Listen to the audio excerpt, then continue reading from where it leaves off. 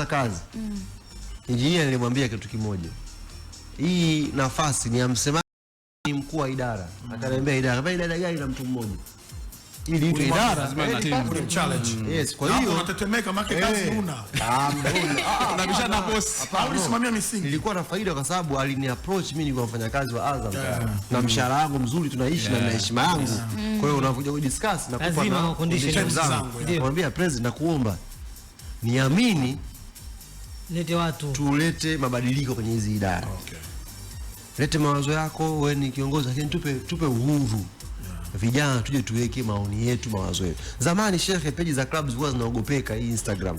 Inaogopeka hata kupost kitu inaogopa. Kaangalia page ya Bayern Munich au Arsenal. Yaani content zake unaenjoy.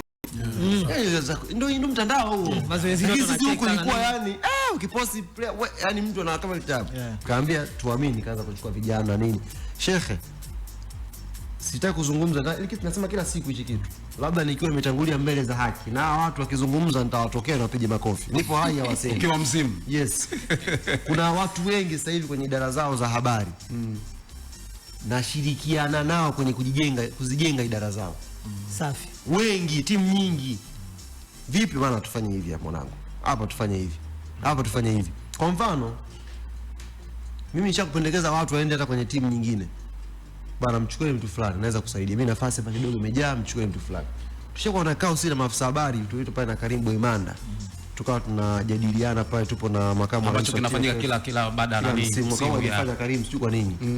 Tuko pale na Athmani Jamlani makamu wa rais. Tunazungumza kuhusu changamoto zetu idara na kila kitu. Mtu mmoja akasema ni ngumu sana kucompete na Simba na Yanga kwa sababu wao tayari wana mtaji, wana fedha, wanaweza kuajiri watu wengi. Na akapigwa makofi pale na baadhi ya watu kwamba ni ngumu kwa msemaji labda wa Mashujaa, msemaji wa Coast kushindana na Simba na Yanga kwa sababu tunaweza kulipa watu wengi mishahara kwenye idara zetu.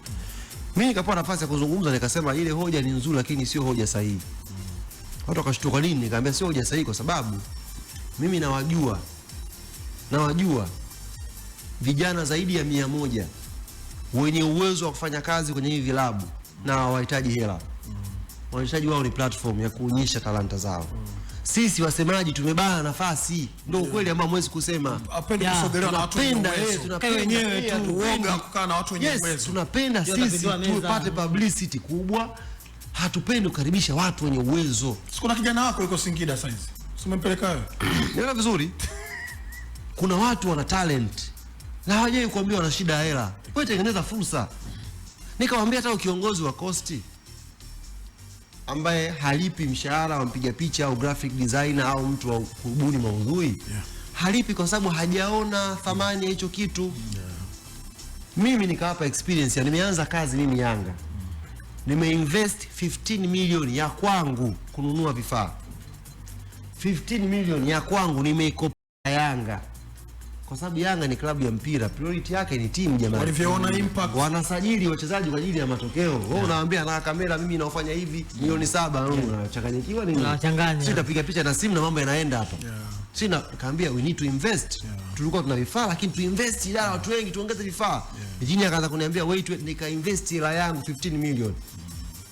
Kiba yangu nimeidunuliza Azam miaka yote 15 milioni. Nikalipa kununua vifaa. Hivi ingefeli mimi ningepoa ile langu. Hapana. Lakini nimwambia engineer YouTube tukapata hela kwenye YouTube.